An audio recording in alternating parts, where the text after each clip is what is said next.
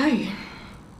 Something very sus just went down in South Africa. In fact, from yesterday, I get a bank notification from my bank telling me, hey, we've got this new thing. It's called PAYSHAP. So what is PAYSHAP? I'm curious, of course. PAYSHAP means, girl, you can now send money instantly to other recipients, whether they're from another bank. I think, but that is weird. We already have that in South Africa. We call it, instant payment. What is different about this PAYSHAP? And a girl does research, only to realize South Africa is one of the first countries to actually launch a central bank digital currency. Now I'm wondering, okay, I don't have a TV, I hardly listen to radio. Let's see what other children think of this interesting development. I go on social media, I go on YouTube, and I even go to news websites. Everybody is only talking about Julius Malema and his national shutdown.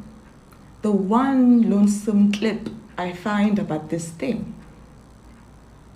The spokesperson, it's of a French private sector company explaining this PAYSHAP. But now, if you really think about what a central banking digital currency is, it's run by the central bank of a country, the state. Which means Gobundwane, our Minister of Finance, or someone should have had a proper presser and explain to South African citizens what exactly our central bank is launching, how it affects us, how it affects us and our money. But instead they've got some Ripple company from France or something being the one that are doing the press run to kind of explain this thing, and they're not doing a good job of it either. Well, once South Africans get over this national shutdown thing happening, they're in for a very interesting time. Let's talk about this new payment system. It's been launched in South Africa. I see a lot of people on social media talking about it. PAYSHAP is available at all major South African banks. It enables instant payments between them. But I know what you're wondering, isn't that already in place? That's why we've dragged in personal finance columnist Maya Fisher-French to talk about the money on this. Hello to you, Maya. So I was under the impression as well that you can do instant payments between banks, but the difference is you have to pay for it each time. How is this different? So this is different in the sense that it's actually a completely different payment system. So it's part of this massive modernization of our payment system, which has been up till now called the Rapid Payment Program. So this is actually not at all like an instant payment. It uses almost completely different payment rails, to use banking speak. And by the way, I know you were struggling with the pronunciation, PAYSHAP, right? Oh. That's what it is, PAYSHAP. That's where it comes from. And what it is that basically, if I want to pay you, instead of you giving me your banking details, you just give me your cell phone number.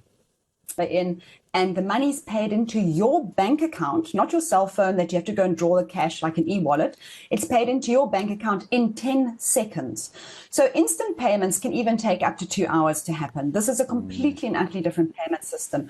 So incredibly quick. And obviously the applications, the idea is they're talking about digitalizing cash. They want to make cash out the system. You're at the spaza shop, you're climbing onto the taxi, wherever you are, you can just simply put in a cell phone number. And of course, there's such security now because I'm not having to share my bank account with someone to get paid. Yeah, obviously also it's much safer than carrying cash around with you as well. I need to talk to you about PAYSHAP. The centralized digital currency that is going to be in South Africa is going to be called PAYSHAP. Why is this such a big deal? They're trying to remove cash. You use your cell phone number to send money and you don't ever have cash. No one has cash. Some of you might be saying, oh, this is great. They're modernizing.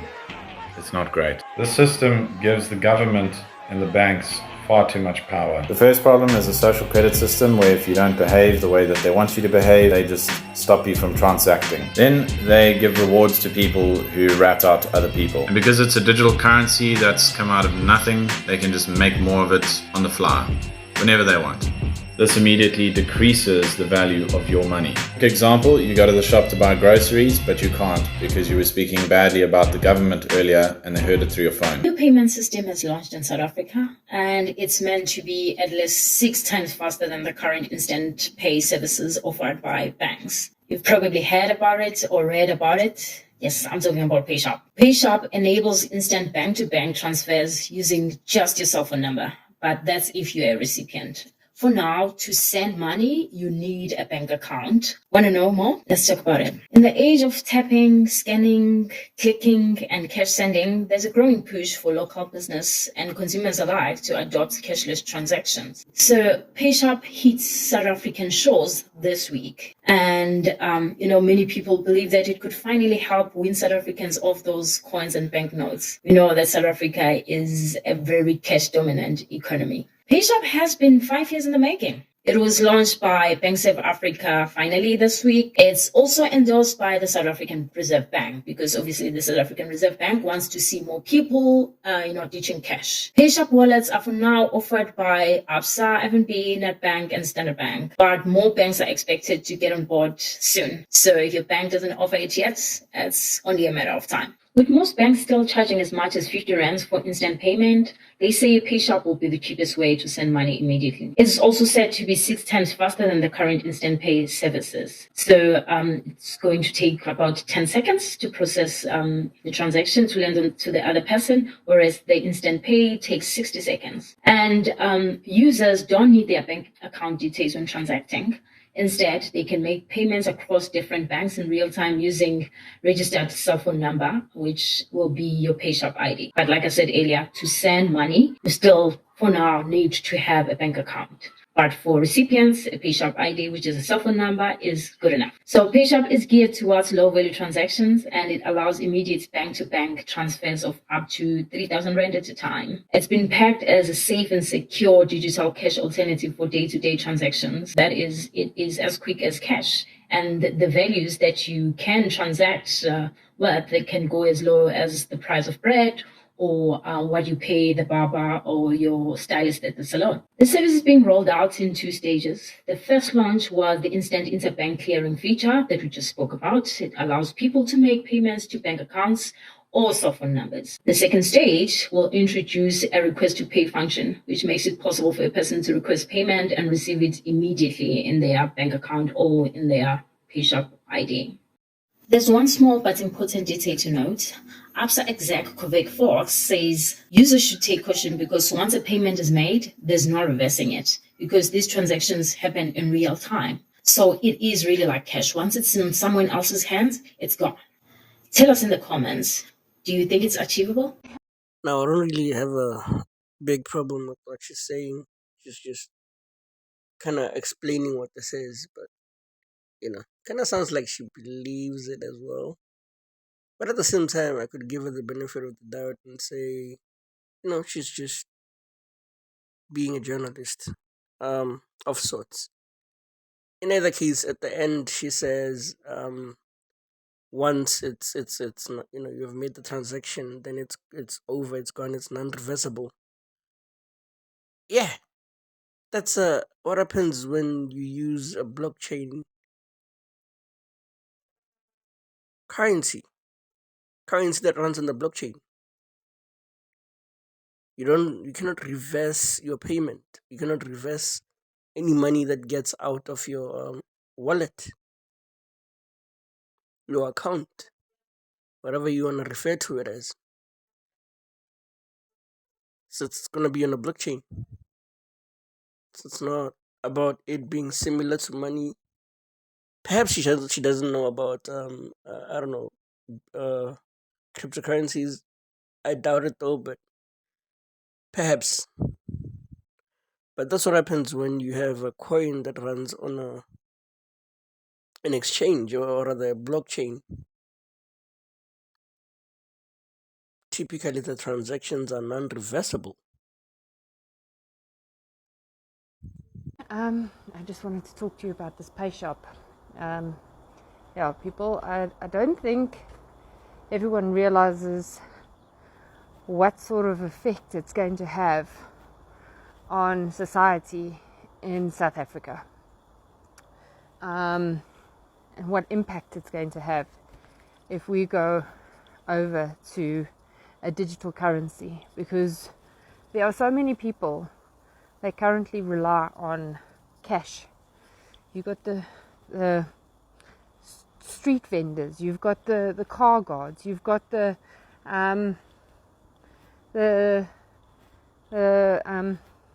just basic people that don't have a fixed income, and even small businesses, as a matter of fact, micro enterprises, entrepreneurs that rely on cash still, and then think for yourself if it's a good idea. Everyone thinks, oh, it's convenient, quick, click at the button, send it to your cell phone number. You don't realize what impact it's going to have. Hi, okay, let me explain the effects of PAYSHAP on the South African community and what's going to happen when this thing is fully enforced. So this is going to be a long video, but it's going to be informative. So the reason why a lot of people say no, it's not going to have an effect is because they are in a certain bracket. So that bracket will be affected also, but not as much. So first, over here, we're going to find the guy at the robot. So let me just make R for robot. That's that guy asking you for a 2 Rand, 5 Rand, 10 Rand or whatever, because he doesn't have work, he's just standing there, he doesn't have anything. Then next up, you're going to have here the spaza shop. So I'm just going to make small business. So this is not necessarily a full business. This is maybe the spaza shop.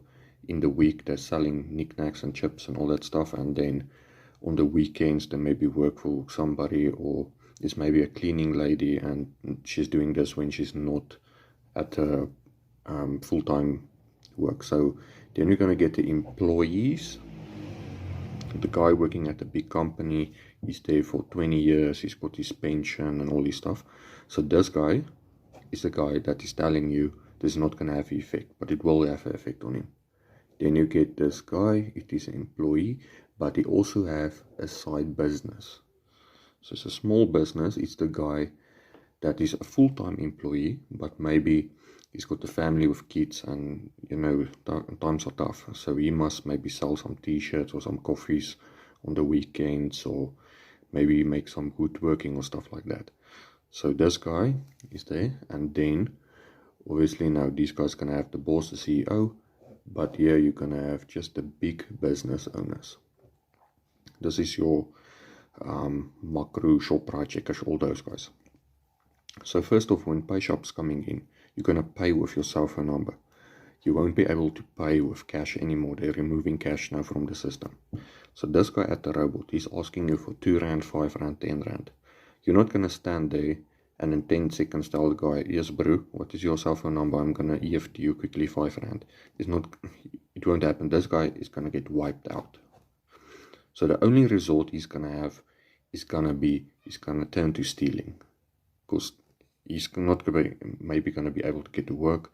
He won't be able to get that small donations. He's wiped out.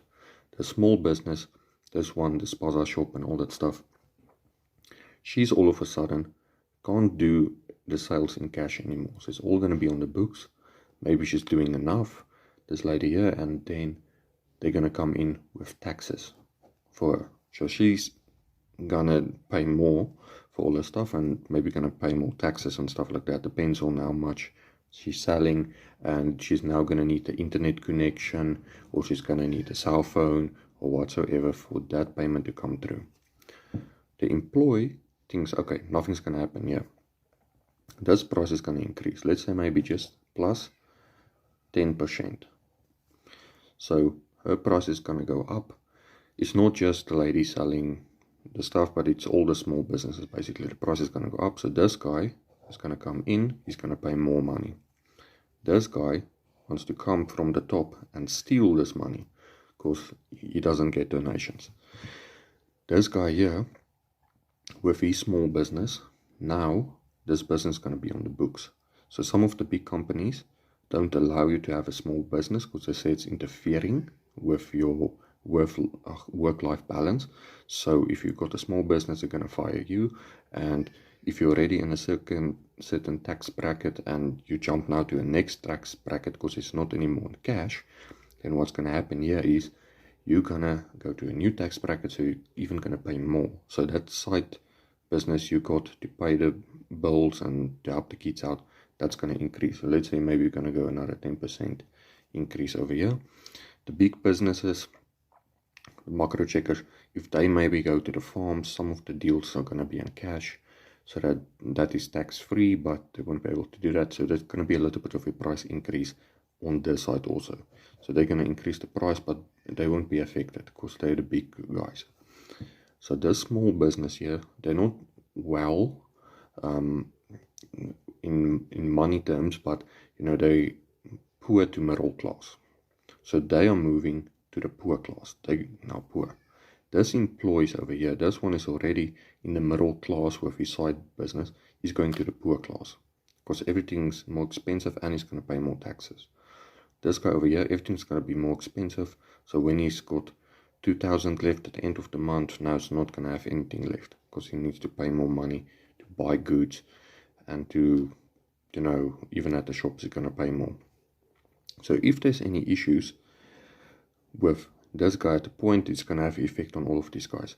So that's just the way they're going to bring it in. There's no more cash, so no more jumping the tax guys. So everything's going to increase, and that's going to make, if they want to close your bank account and stop you because you're not doing something, or maybe there's another pandemic and they say, okay, you better take the shot or we're stopping your accounts, then they will do it. They're giving all the power to the governments to do these changes. So I hope this is explaining it a little bit. If you have any questions, just let me know. This is a plan that was agreed to by 179 nations. It's called the Agenda for the 21st Century. It's a totalitarian state being developed right now all over the world. It is the inventory and control plan. Inventory and control of all land, all water, all minerals, all plants, all animals, all construction, all means of production, all food, all energy, all information, and all human beings in the world. And this is a plan that was agreed to by 179 nations back in 1992. It's a United Nations plan. It's called the Agenda for the 21st Century.